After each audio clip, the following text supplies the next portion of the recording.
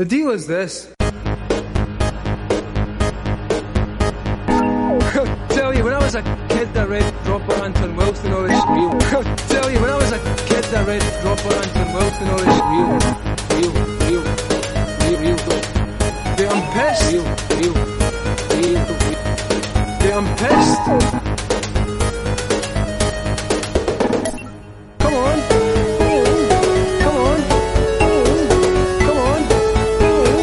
What?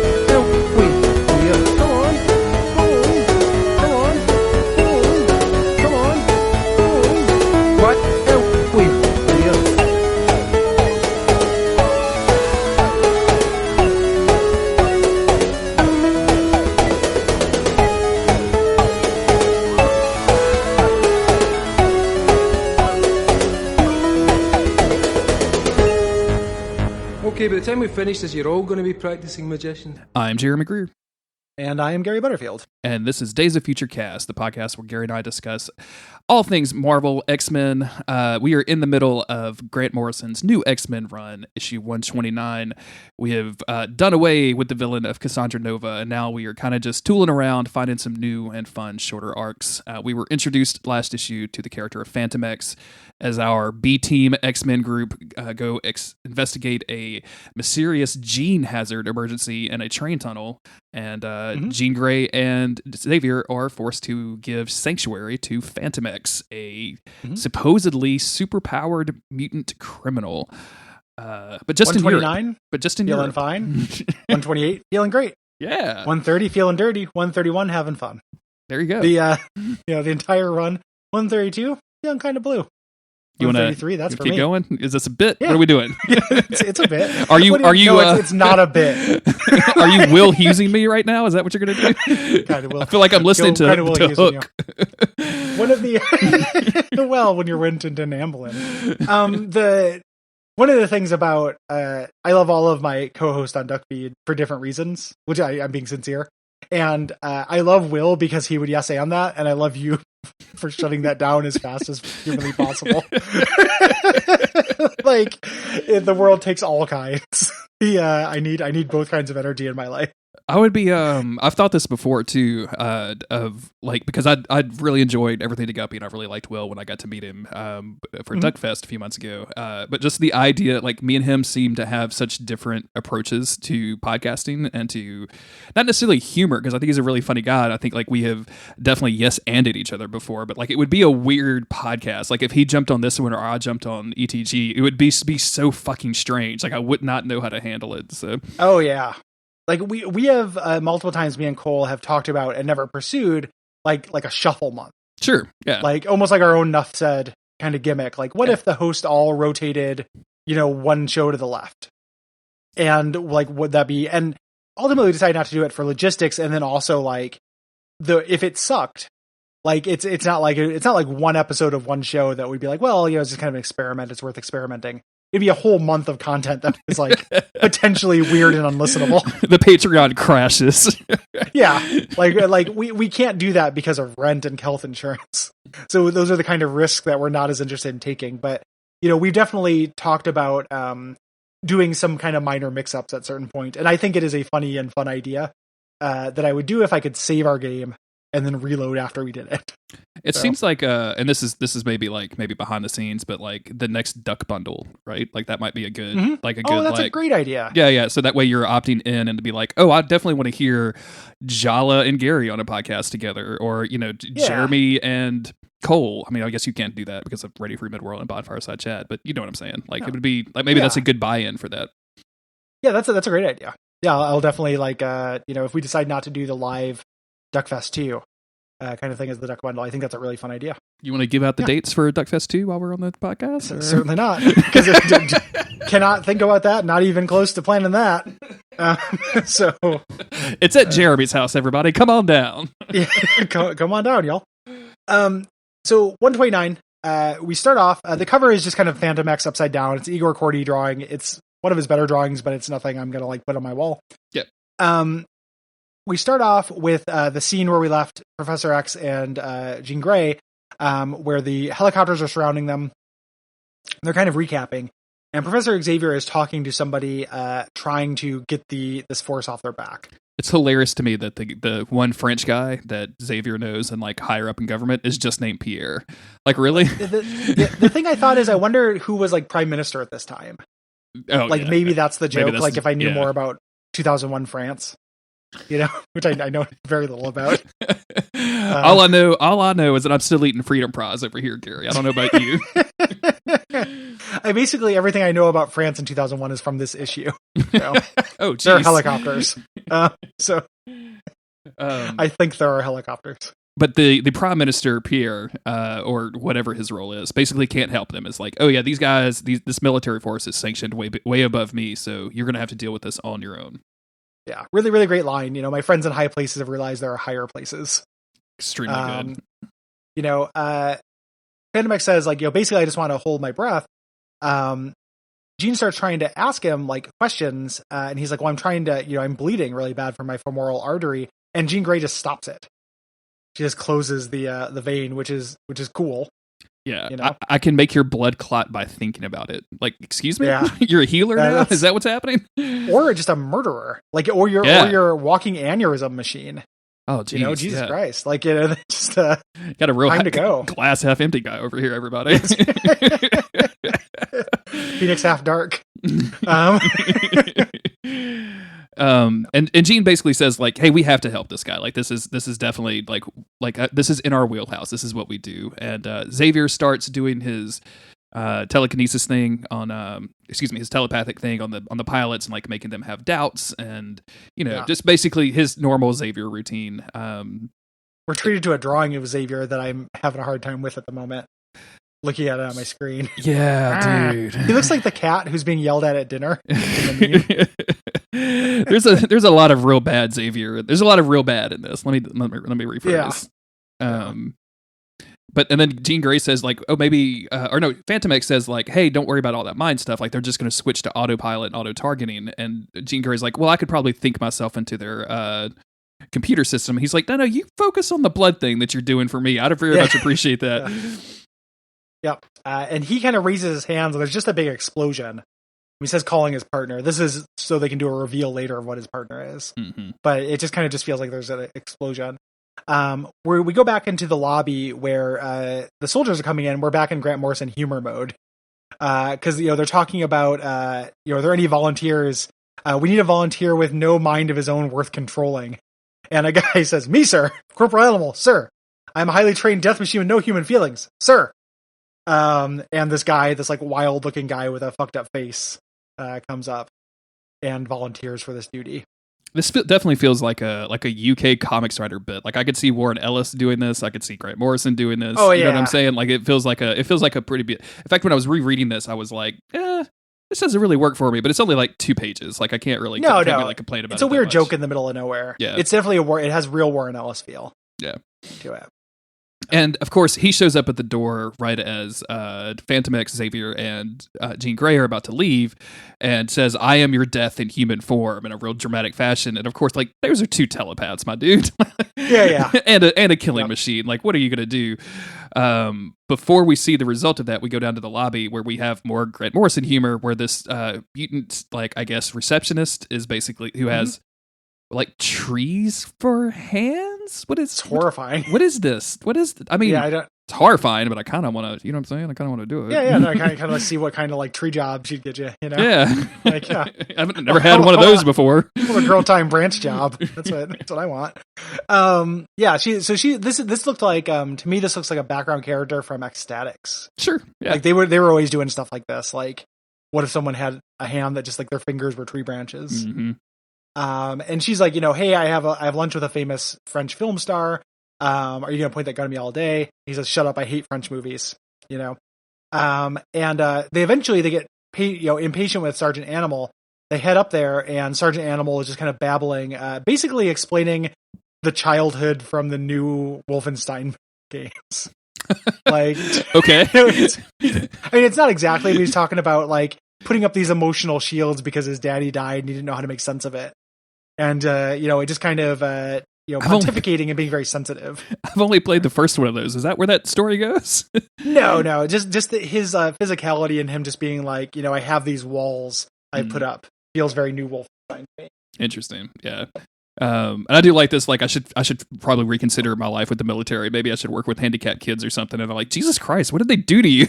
Yeah, it's pretty funny. Good payoff for that. We cut to the roof where we actually see the partner EVA, which is this big like organic flying saucer that I think looks awesome. Yes, it's one of my favorite things about Phantom X. They crawl into it. And we cut over. We kind of montage to the next day. It's night when they leave. So this tunnel thing's going on for quite a while.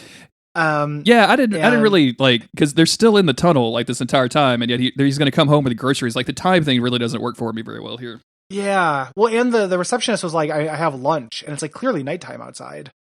I just put that accordion kind of fucking up a little bit. Yeah. So this is his weird like mountain geodesic dome he lives in, with what he's saying is his mother, who's a blind old lady. This is what you and I are going to buy for our Duckfeed building. Yeah, it's just here's the duck compound. Yeah. On the side of Mount Duckmore. Yeah. Who are the four faces on that mountain, Gary? Just Gary Cole, like just two of you. What would be so brutal? Like the reveal, like we had them all covered in tarps, and they unveiled them one by one. And like the first one's Cole, and like everyone's like, "Oh, good," and second one's me. The third one's Cole again, and just pan over to the people watching, and just like, "Oh." Dennis is just like, what the fuck? Me and Brayton, who definitely sat for the modeler at some point, are like, what the fuck? Yeah. We thought we were in. There's like and then we head over to the gift shop, and there's just like plastic version of you and Brayton like give each other high fives on the top of the gift shop. Oh shit. That'd be so funny. Or what if like it's finally Cole's like time to do the dramatic heel turn, and it's just for Cole's, not even a gear. Him with his beard slowly growing as they go from left to right. So this is where Phantom X lives. His mom lives here, and his mom seems to be blind, and he kind of says like, "Oh, I'm bringing you home some new music, and and she's like, "Oh, do you have people with you?" And he's like, "No, I'm just recording a play. Don't even bother. You don't want to ruin the surprise." Yeah. And we're gonna find out like she thinks that they are still in their old French house, which they had to give up for some reason. So he just recreated it inside this huge dome. Meanwhile, the main place is just filled with all of these artifacts that he has presumably stolen, and even Xavier is like, I'll try to ignore the deliberate strangeness of all this. Like, yeah, this is definitely somebody trying too hard to impress people. Yeah. At some point, Professor X says, like, let's cut to the chase. Like, what is actually happening in the tunnel? What is Weapon 12? And again, these really great cinematic cuts. We cut over to the tunnel, where it's kind of the aftermath of the fight we saw before. There are people lying on the ground who have been hurt, and we have presumably Monet, just saying that your guess is as good as mine. Yeah, it's not Darkstar because she doesn't have the headband and the color hair, But so Monet's there. She's like cut off from the rest of the team, and she's like asking for help as Phantom X narrates and says, "This is the latest in a series of living weapons carried out by the military-industrial complex," and basically explains the world. Like this batch of creatures were bred in an experimental time incubator, where they heat up time, make it move in all directions at once, and then introduce human test groups and watch them evolve millions of years in like 18 months. This is artificial evolution, which is like a fascinating kind of topic, especially with as much as the X-Men traffic in evolution, right? Mm-hmm. Yep. And there's a really great little hint here. So as he's doing it, it pans over the tunnel. He talks about how humanity, has found out about the extinction sequence in the genotype.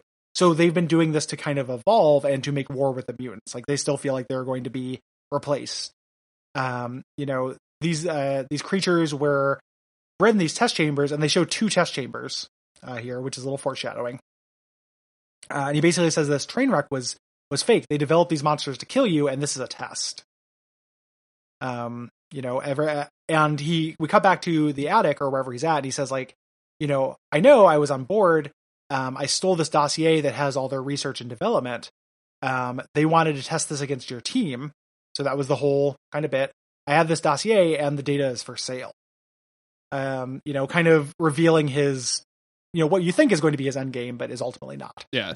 And of course, Xavier is like, you could just give it to us. And he's like, you're worth like a few $1 billion. 3 of your teachers are millionaires. Yeah, you could probably afford to cough up some money to give me so I can give you back this data.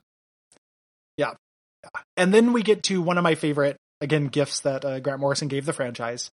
He's like, listen, like mutants and humans have suffered in this. Like one of our close friends was designated the Weapon X program and tortured. And he just says, boo-hoo, I'll suffer if I don't get a money transfusion in my bleeding bank account. And it's Weapon 10, not X. And that's like such a like simple change to this that is just like so clever. Like if you just read that, you'd be like, oh yeah, Weapon X the whole time. But the idea that is an iterative process, and there's actually like, and that they'll do that during the entire like the world arc, talk about the different weapons that they've gone through. But like Captain America is one of them. Yeah, like that program that created Captain America was Weapon 3. All of the military's attempts, rather than like just the military all making 1,000 different separate attempts to make super soldiers, it being like a process, like an iterative government process that goes through stages and improvements, just makes a lot of sense. Like why would Weapon X stop with Wolverine? Exactly. You know? And why would they start with Wolverine? And this is the first time that their opening gambit is not to put adamantium into someone's skeleton. Their opening gambit is never fuck around gambit. A little bit. Yeah, exactly. Mon ami. We just figured we'd fuck around and put some adamantium in a guy. Of course that's not what you start with. That's how science works. Yeah, you put adamantium into a frog first, and then you move up to a pig and to a monkey, and is this the actual first time that? Because it seems like Weapon X being Weapon 10 has been like it's been there for so long that like, or maybe this was just like such an obvious thing that it just incepted into my brain. But is this literally the first time that that's ever come up? Yes. Interesting. Okay. Yeah. This stuff with this is the introduction of that idea. Interesting. Okay. Very cool. Because I couldn't put my finger on when that happened, but like I said, like it's such a good idea that I think it just retroactively changed my vision of that forever. So I love it so much. Like there's in terms of I think I've talked about it on a podcast. I don't know if it's this one, but in terms of like just really brilliant recontextualizations of things that were never picked up on. Mark Millar, who is a comics writer that I have a mixed relationship with, did a Spider-Man run I remember liking. And the point of the Spider-Man run was like, hey, like, don't somebody at some point in a villain speech reveals the Spider-Man. He's like, don't you think it's weird that you spend all of your time fighting people dressed up as cybernetic animals that are throwing buses off cliffs? And basically the reveal of it was that all of these super criminals that Spider-Man fights, which are basically just dudes in techno costumes that have a lot of money, are being financed by people who cause actual societal problems to keep superheroes busy. Like the idea that you don't, like there's actual societal injustice. And the reason why we have Batman instead of Bruce Wayne just doing philanthropy is because somebody like, some kind of wealthy ultra capitalist is literally giving the Rhino his suit. Finding insane criminals and giving them power. And I was like, that is such a cool fucking idea. Yeah, that's a great idea. That's like some Elon Musk bullshit. Like, that's about to happen, right? Like that's oh, totally. Yeah. Like all that guy, someone just Grimes just need to whisper in his ear, let's make a superhero. And he's going to start like grafting flamethrowers onto his suit and getting a bunch of people killed. But I just remember like, that's it's like a planetary idea, or like, Warren Ellis's, The Authority or something. Or Global Frequency. Like an idea from like the Global Frequency. Like it has a real kind of, for a Spider-Man comic, it is a pretty heady concept. And I remember being really impressed with it. No one ever did anything with it. Of course not. Yeah. Because that's too hard. Like it's much easier for Rhino to be mad and stealing money from a bank or something. So yeah, because banks are bad and he loves money. Yeah. Fuck a bank. So Phantom X kind of like is like, hey, you can have all of this information for $1 billion. Yeah. And it basically says like, let me guess what they told you. Like they told you that there was a high level genetic emergency, that there were innocent people in danger. Like, don't you see how good they are at turning your altruistic nature into a tool to destroy you? Like basically like all of these people you think you have partnerships with are using that partnership in order to figure out how to kill you better. Yeah. He basically, Professor Xavier is getting irritated and just be like, tell us what we need to do. And Phantom X is deflecting. He says, I'd like to answer your questions, but I'm going to operate on myself and put myself in a state of auto hypnosis, and starts pulling bullets out of himself. Yeah. With all tools. Sure. alpha move. I don't know. Cool. I just like he unzips his like shirt or whatever and pulls it down, and then like the next panel, I know it's blood on his like crotch or whatever, but it just looks like he has just a shock of red pubic hair, like just by fire sprouting from his groin, man, like just like a whoosh coming out. It's not a great image. It's not. It's really not. We go back over to the tunnel where more now dogs have been infected by Weapon 12. Now there are dogs. And just more people are dying and like more violence is continuing. And Darkstar is trying to calm everybody down, but basically nothing is really working. She can't get in touch with anybody. People are acting like animals, and then the people that are getting away are saying, "Don't let them touch you. Don't let them touch you." So it's super scary and spooky for everybody involved. Cut back over to the geodesic mountain dome. This is where he explains that he thinks that his mom thinks that she's still in their house. He's just talking to Jean Grey, and this is where he says, like, I've managed to stay under the X-Men's radar, like just stealing here and there, but never really coming to your attention. She says, what are you trying to prove? Like, I could have taken those bullets out, that. Why don't you take off your mask? And he's like, I take off my mask all the time, but not in front of two psychics, and then he's like, you don't hear any complaints about me about you leaving your Wonder Bra on all the time, which is supposed to be like a flirt of some kind. I think that land kind of thuds, doesn't really land. I know, that's the way I charmed Autumn when me and her met, is I talked about her underwear constantly. Yeah. Just, man. I bet you got a real bra. That bra is extremely supportive, huh? You're perky as hell. Yeah, I bet you got a bra, don't you? Show me your bra. Oh man. Xavier is finally out of patience and is basically like, so we're not going to pay you for that, but I have a feeling that you're going to go back and try to fix this, and we're going to go with you. And he's like, yep, you're exactly right. I'm definitely going to do that. I didn't really want to go back there alone, but if I have the two most powerful minds riding shotgun, I think I can end this and kill Weapon 12, which leads him to say, like, I'll help you save the lives of your X-Men if you two pacifists help me kill Weapon 12. And there's this really odd panel with him in front of this Egyptian statue, like they're both posing together or something that I don't really understand the symbolism for, and it's kind of ugly. Here's the weird thing. Have you ever read any Moon Knight comics? Yeah. Mm-hmm. So he's got that Egyptian totem, and Moon Knight is kind of dressed like Phantom X. When I first read this, I thought, oh, they're bringing Moon Knight back. Okay. And this is like a radical reimagination of Moon Knight. Mm-hmm. I thought that's what this was meant to imply. But no, it's just Phantom X being ironic. Sure. And the last page is don't spend too much time deciding. Weapon 12 must die. It's a full splash panel, and Xavier is back to looking like a squashed Spider Jerusalem in the background. Yep. And we that's kind of where we end things. This is a really good issue, and like I think, like you said, problems with the art besides like some of the coolest ideas that we've seen in an X-Men story, right? Like it's just so much fun. Like the idea of the world is so fascinating and so fun. Like it's so good. Yeah, I really like that. We get introduced to this idea, and then we take a few issues off, like we take an arc or two off, and then go to the world. Like in between this and that arc is the Riot at Xavier's arc.